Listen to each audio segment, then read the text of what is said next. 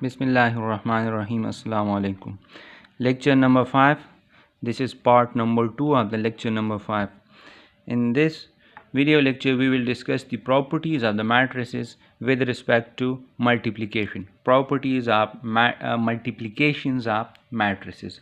Before to discuss these properties, first of all, I discuss the commutative property with respect to multiplication. So the commutative property for the with respect to multiplication for the sets is not true for all types of matrices.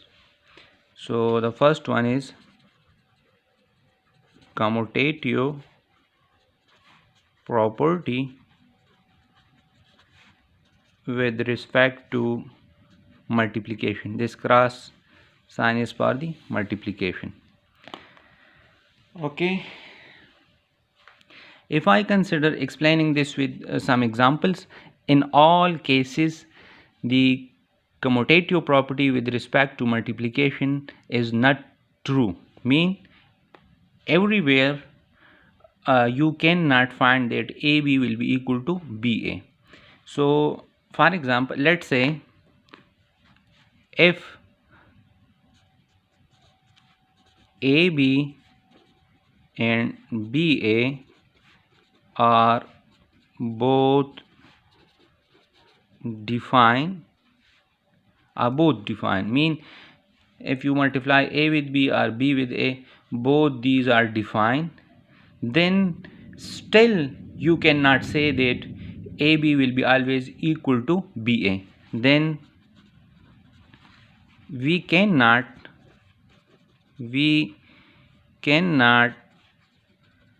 say that AB will be always equal to BA. So I will explain this point by taking a particular example. If I take an example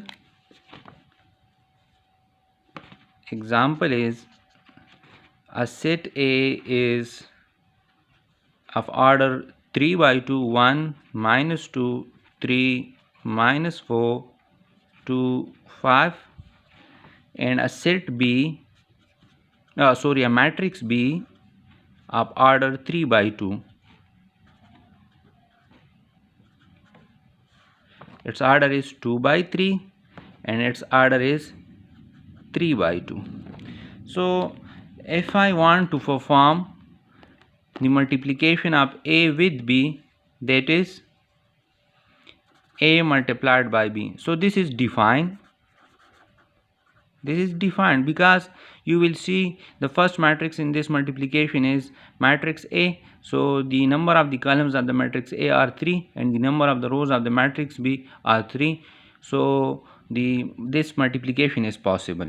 And from this multiplication, if you get another set C, or you may name it with any letter, so the order of that matrix must be 2 by 2, because the result which you get from the multiplication of these two matrices is, let's say, matrix C. So its order will be 2 by 2, mean the number of the rows of the matrix A and the number of the rows of the matrix B. So that will be its order. And when you multiply these two matrices, so you will get a matrix of order 2 by 2, and which is 0, 4, minus 4, 10 and 3. So this is a matrix of order 2 by 2. So this is A multiplied by B gives this matrix. You can do the multiplication. We already discussed this in the previous videos. Now if you want to multiply B with A, so this multiplication is also defined, because you will see to the number of the columns of the first matrix. So here the first matrix is B, so its number of columns are 2, and then the second matrix is A. You will see to the number of rows of the second matrix. The number of the rows of the second matrix are 2, so the number of the columns of the first matrix and the number of the rows of the second matrix are equal. So this multiplication is defined. And let's say from this multiplication you get another matrix which is D. So the order of that matrix must be 3 by 3, because the order of this matrix will be 3 by 3. The number of the rows of the resultant matrix will be 3, because the first matrix has 3 rows and the number of the columns of the resultant matrix which you obtained from BA will be 3 because the matrix A contained 3 columns. So this, and when you multiply this, so from this you will get 3 by 3 matrix, minus 10 to 21 minus 16 to 37 minus 2 minus 2 11. So you see that this is a matrix of order 3 by 3. So clearly you see that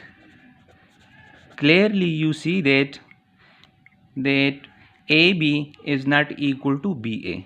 AB is not equal to BA. So it means that commutative property with respect to multiplication for the set of matrices fail.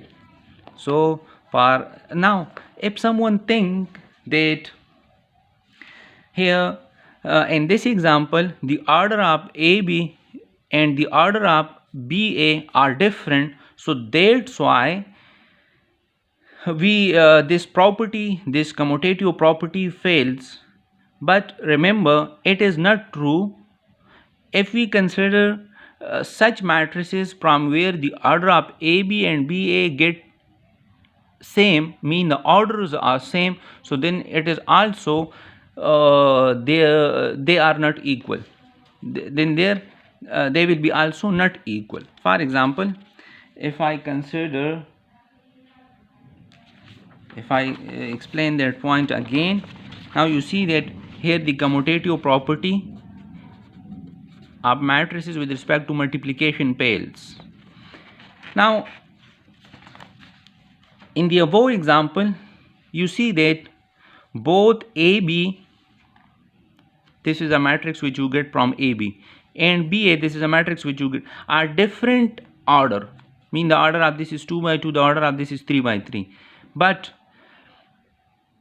we can't say that AB and BA could be the same if they were have the same orders. No, so now we are going for the same order. If I consider A is equal to 1 0 0 minus 1 and B is 0 1 1 0, and when so now you know that both the product AB and BA are possible because both are the square matrices and the number of rows and the number of columns are in both the cases are equal. So when you perform A with B, so you will get 0 1 minus 1 0, and from here you will get 0 minus 1 1 0. So from these two you clearly see that the order of AB is also 2 by 2 and the order of BA is also 2 by 2, but still AB is not equal to BA. So here the commutative property with respect to multiplication is fail also. Now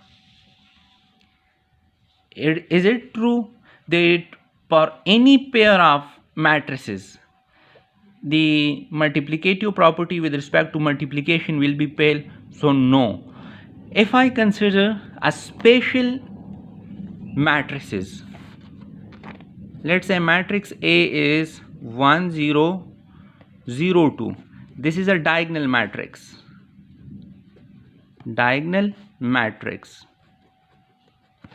and another matrix which I am considering of order 2 by 2 is also a diagonal matrix. So now both AB and BA is possible because both are square matrix and the number of rows and the number of columns are equal. So when you perform AB, so you will get 3 0 0 8, and from here you will also get 3 0 0 8. So from here you can say that AB is equal to BA. So for these two matrices the commutative property with respect to multiplication for matrices is true. So if you see to the matrices, both the matrices are diagonal matrices. So from that we observe that multiplication of diagonal matrices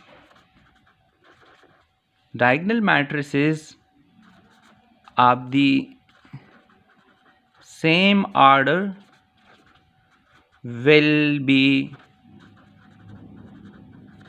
commutative. So thus we conclude that commutative property with respect to multiplication, this is true only for diagonal matrices of same order, and the rest of the pairs of matrices will do not possess the commutative property with respect to multiplication. So this is an important point. Commutative property in general with respect to multiplications per matrices is not true, but if the pair of matrices, if two matrices are diagonal matrices, then the commutative property with respect to multiplication must be true. So this is an important point for eta.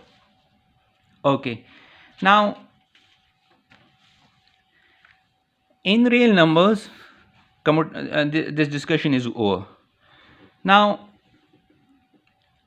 okay, so this is the commutative property, which is true just for the diagonal matrices of the same order. Commutative property with respect to multiplication, we are discussing the properties of matrices with respect to multiplication. Associative property, distributive property, and the existence of multiplicative identity, these are the rest of the properties of multiplication. So if you see here, properties of multiplication of matrices, so associative property is true here if you consider three sets. So this property is true whenever both the sides of the equality are defined. So associative law is true with respect to multiplication per matrices. Similarly, distributive law, distributive property is also true for the matrices. So if we have A, B, C are three matrices, so A multiplied by B plus C will be equal to AB plus BC. So this property is named as left distributive property of multiplication or addition, and this property is true for the set of matrices whenever the right sides and the left sides of this equation is defined, and this property is also true for the set of matrices whenever both the sides of this equations or both the sides of this equality are defined, and this property is named as distributive property of, this is the left, this is the right. You see that C is multiplying from the right, so this is the right distributive property of multiplication or addition. Existence of additive identity. So remember, the unit matrix is the additive identity. So associative property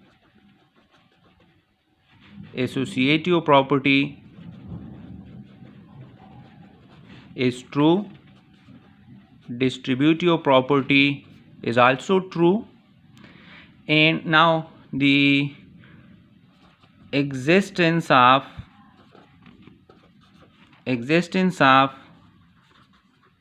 multiplicative identity. So remember I, which is the unit matrix. So unit matrix is the multiplicative identity. If the order of matrix A is m by n, so the order of the I must be m by n. So if you multiply I from left or from right, you will get the matrix A. So that's why I is called the identity matrix for the set of matrices with respect to operation multiplication. Now 2 points you must remember. These are important for eta. So points for eta. The first point is AB whole transpose will be equal to B transpose A transpose. It means that on the left hand side you see that if you multiply A with B, you will get a result, and then you will take the transpose. So that will be equal to the transpose of B multiplied by the transpose of A. This result will be true for all the matrices when their product is possible, mean they are comfortable for multiplication. So this is an important point for eta. The next point is for real numbers. Remember, for real numbers we know that if AB is equal to 0, now AB are real numbers, so this implies that A may be 0 or B may be 0 or both of them may be 0. So if the product of the two real numbers are 0, so it is necessary that one of them at least must be 0. If you multiply two real numbers, and you get the product 0, so it is necessary that one of them at least must be 0. Otherwise the product of two numbers will never be 0. But if we discuss this point in the case of the matrices, if I consider two matrices, let's say a matrix A is 0 minus 1 0 2, non-zero matrix. This is non-zero square matrix, this is non-zero. If I consider a matrix B 3 5, so 0 0, this is also a non-zero matrix. And whenever I multiply these non-zero matrices, if I multiply these non-zero matrices, you see that the product of A, B is possible because the number of the columns of this matrix are 2 and the number of rows of this matrix are also 2. So when I multiply this, so you will get 0 matrix. This is a 0 matrix. This is a 0 matrix. And these are non-zero matrices. So you see that this is not true for this property, which is in case of real numbers when AB equal to 0, so one of them at least must be 0. But for the case of the matrices, you see that both are non-zero, and from the multiplication you get a 0 matrix. So when for the case of real numbers, when both the numbers are non-zero, so you will always get a non-zero result.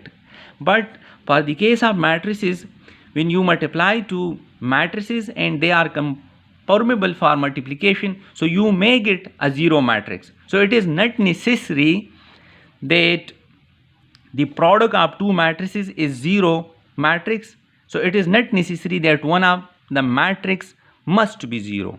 Both the matrices are non-zero and you get a matrix 0. So this is also an important point for eta. Thank you.